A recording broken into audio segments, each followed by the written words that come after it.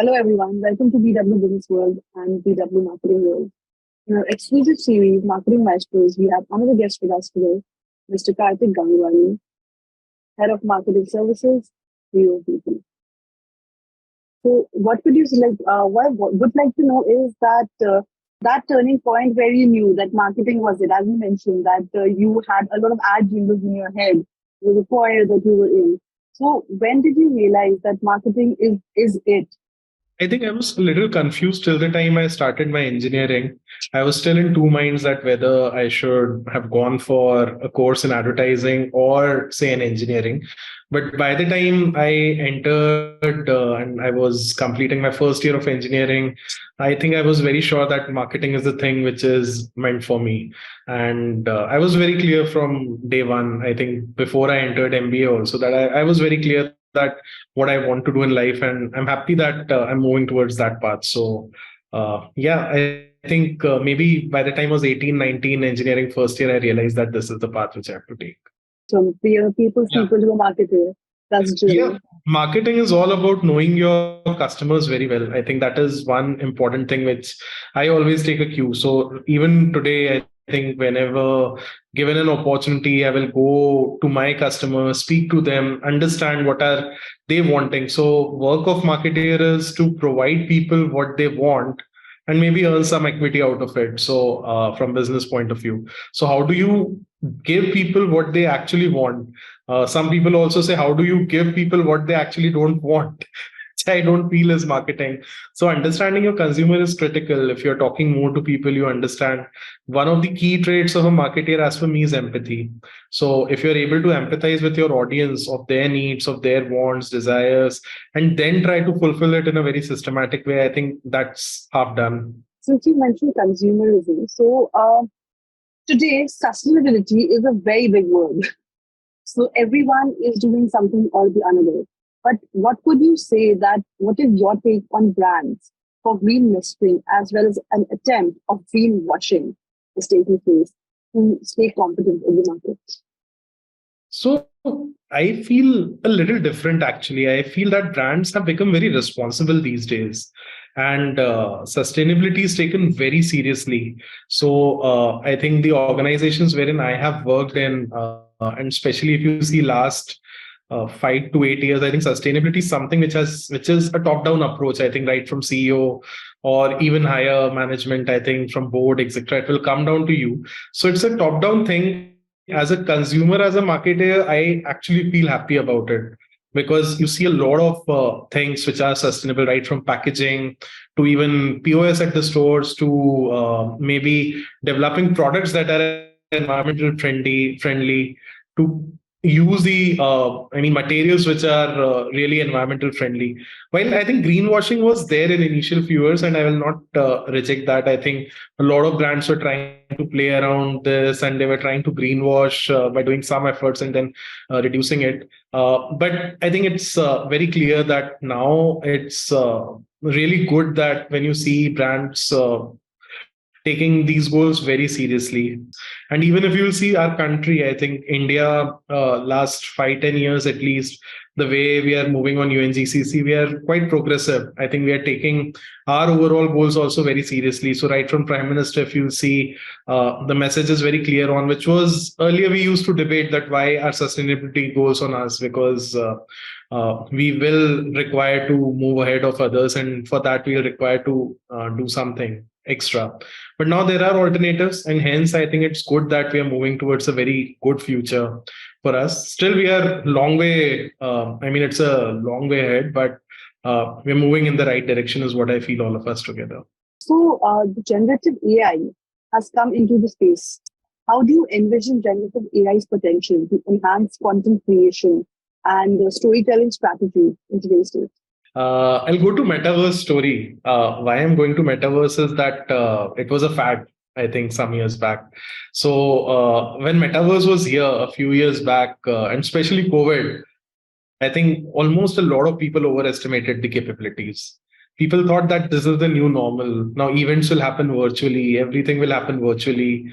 Uh, Post COVID, especially as I'm saying, the industries which grew If you'll see post COVID, I think once we were out of COVID, or even during the third wave, before third wave, the industries which grew the most were travel and tourism. And this was not just because of pent up demand of these 2 years. So if you see the 2019 levels, these industries are much higher than what they were in 2019 levels. What exactly happened? The overall MICE industry, events, everything again shifted back to normal. People wanted to meet people. I think the human interaction is something which is very critical. As a marketer, as I told, I think the most important thing is empathy. And I feel that the generative AI lacks empathy. While if you can program it to a lot of things, that you can use it to your use to a larger extent. For example, say language translations, which if you've created an ad and you want to translate into 13, 15 languages, you really don't require, say, 20 days from now on, because earlier you will require 15 days, then you'll require to vet those. All those things are can be of past, because these tools can help you assess those things very well. But when it comes to intuition, when it comes to empathy, I think these two things a machine doesn't have, which is very critical for content creation. And hence, I really feel that generative AI lack both intuition and empathy, which is required to create certain tools and storytelling, as you were mentioning. So while it will help marketeers, for sure, it can help us program things well. It can help us translate things well. It can help us for a lot of tools in terms of media buying, wherever science is required. It can help us track things well. But when it comes to storytelling, when it comes to intuition, when it comes to understanding consumers, it is very templatized, is what I feel. No, it's not very templatized because it is generative for sure. But still, I think the intuition and empathy, these two things are restricted to humans. And I feel it will take a lot of time for that. Emotions and creativity is something even artificial intelligence can take. So, yes, coming to the next question, how do you ensure authenticity? Because as you mentioned, there's an emotion and everything behind it. So, how do you ensure authenticity and transparency in purpose-driven marketing, particularly while advertising or addressing sensitive issues? Purpose driven advertising is something, it's a very sensitive thing for consumer. And as you said, I think transparency is something which is very critical. So I feel purpose driven advertising can't be something in gray, it has to be black and white. That's the first thing. If you are mentioning a purpose, you need to talk to them with 100% facts. And secondly, also what they're expecting out of your brand. For example, if Coke is advertising for to people to not consume sugar, or auto companies are advertising for World Environment Day, it becomes very critical. And I've gone through those times and can say. So it's very important to define purpose, what you're talking about. It's also important to define your brand identity, that this is what my brand is doing. But having said that, for this purpose, this is what my brand is doing. Because otherwise, people will come back to you and say that, oh, I mean, while you are saying this, say greenwashing is one example wherein people can come back to you. A lot of brands, they come back to you. So that's also purpose driven marketing in a way, wherein some brands might have exaggerated their claims, or some brands might have come out in public and said that this is possible, that is possible. So always support a purpose with facts. Tell people what your brand is doing with no exaggeration. And while this is the end objective, I think stepping stones are something which you have to take, or you have to go towards it ultimately. So that's really critical, to have a black and white distinction instead of talking gray and talking or preachhood in such cases. These consumers are smart enough today with the youth coming up. They are very Want to know smart. everything. Yeah, they're very smart, I think, and that's the need of the day, because it's critical. Consumers understand everything, and ultimately, you can't hide behind by these tactics. So it's really critical that whatever your point is, you're able to express it in a very transparent way. And I think what has happened with this digitization, digital world, consumers appreciate transparency, is what I feel. The black and white, especially for purpose driven marketing or certain things like that, consumers do appreciate it. Digital platforms and digital marketing coming and taking place. What opportunities or and challenges do you anticipate in the future of social media marketing? Because new platforms are coming up every day. Recently, Threads also came out. So, how do you plan to navigate them in the ever changing landscape? And that's a very interesting question because I think the world is changing quite fast at a speed with which we are really growing is crazy. So I think it's very important first to keep a tab on what is happening. So as a marketer, I mean, you have to keep tab on trends. You have to keep tab on everything what's happening. I also feel that while the platforms change or things change, affinity towards those platform does change. Nothing is permanent, but affinity towards brand is something which is constant. So all the brands, I think, if you see all the iconic brands, despite change from say TV to Orkut to Facebook to Instagram to Snapchat to whatever, I think those brands are constant. So that's very critical, that how your brand is placed, what do you want to deploy, I mean, what message your brand wants to communicate. I think that is something which is very critical. And if you're very strong on your brand bedrock, which we call, I think your bedrock is strong, your brand values are very strong, what you are standing for is very critical. If that's constant, I think the platforms will keep changing. So nowadays, for example, we are seeing a good decline in terms of Facebook usage by SEC A plus A. So they've shifted to other platforms. LinkedIn is seeing a very different kind of posting these days from people. So it is becoming not only a very professional network, but wherein people are expressing, trying to be in limelight. So it has also become a little different these days. Uh, Twitter is X. It has changed 3 days back. So no one knows what is going to happen. So things will keep on changing. I think that's something which keeps on changing. And even within TV landscape, that would have happened. We were very small. So Doordarshan to cable TV to changing interest to soaps, TV soaps, Monday to Thursday to KBC. I don't know what all changes people are seeing. So I think what remains constant is brand message and how do you communicate it. In fact, I think that this is an opportunity, more of, how do I say, challenge. I think every challenge brings an opportunity. This is a big opportunity because nowadays, I think measurability is something which you can check like never before, or effectiveness of your campaign. So we can measure these things very effectively, and I think that's very critical. So I see that there's a huge opportunity here because I can reach out to my consumers. That's really critical because earlier it used to be a very generic ad. If you're advertising on TV, you never know that. I mean, obviously, you know, you're planning in that way, but I can plan my campaigns. My media planning can be more sharp. It can be more effective. It can tell me value of every penny. So I think that's a big opportunities. And while the platforms will keep changing, but I think the affinity of brand is something which would remain constant, is what I feel. So, as you mentioned that the platforms keeps on changing, but there is one thing that is rising tremendously, especially during the pandemic started. That is called influencer marketing.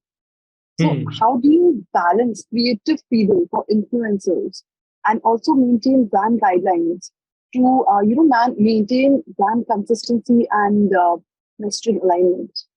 I think my approach with influencers have been a little different. I feel that they should always operate on minimal brand guidelines. The reason is that I think as a marketer, I would want that content to look completely non-scripted, and it should be completely free flowing. It should, in the end, if an influencer is endorsing your brand, it should look like a non-sponsored content. It should look like something is coming within from that person, and she or he is endorsing your brand because she or he likes it. And for that, I mean, if I try to complicate it with, say, brand colors, that you have to wear this color, you have to try to do these things, you have to try to highlight my brand 5 times, 6 times, it would look very sponsored content, or it would look very cooked content. So I, as a person, would actually believe in the capability of the influencer and will give a complete free hand with very minimal brand guidelines. And those are very minimal. For example, usage of logo at the end, or I mean, thanking the brand for association if it is required. But it should look very natural. It should look non-sponsored, and it should look it should look I think balance between brand guidelines and what influencer is endorsing. Because if it's a celebrity, if it's a brand ambassador, then obviously it's a different set. But for influencers, I feel it should be complete freehand, is what I feel, because it should look completely coming in from them. And these guys are experts at content creation. Some of these are really experts, and they can surprise you when the final output comes. So coming to a little lighter note, so I have two last questions left for you, Kartik. One very interesting or very important question I want to know from you is that being a marketing expert yourself, which marketing veterans or leaders do you admire or take inspiration from in your professional journey? So I call myself a marketing geek because that's something which is an ever evolving process. I think there are a lot. I mean, in this university of marketing, there would be a lot of people with whom you can draw your inspiration from. I think I have got more attracted towards the communication always, whether it's advertising, whether etc., whether it's content creation. Hence, I think I derive inspiration from a lot of creative people more than say marketing. I mean, media planners or someone. So maybe Prahlad Kakkar to Piyush Pandey to our Valki, maybe the best of the people whom this industry has seen. I think these guys would be really an inspiration for me. But I feel that I think working in companies, working in organizations, a lot of CEOs, a lot of entrepreneurs, a lot of MDs.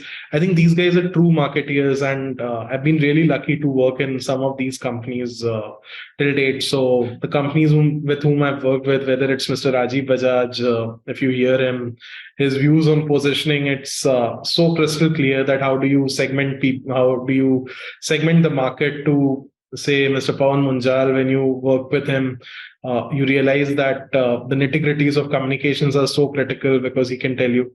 To my current organization, wherein I think inspiration from, say, Shri Dhirubhai Ambani to Shri Mukesh Ambani to Mr. Akash Ambani, Ms. Isha Ambani. I mean, you see anyone, you'll actually feel that these guys are in themselves, all of them whom I'm talking about are universities in themselves. And maybe my bosses, everyone whom I've worked with, the CMOs till date, I think they have also given a lot of inspiration. So it's been an ever learning process, and it's still in that overall thing wherein you're learning. My last question to you would be, Kartik, that how would you describe your entire marketing journey in one word or one sentence? In one word or one sentence, I think I have been inspired, and I want to inspire. So thank you so much for your time, Kartik. Thank you.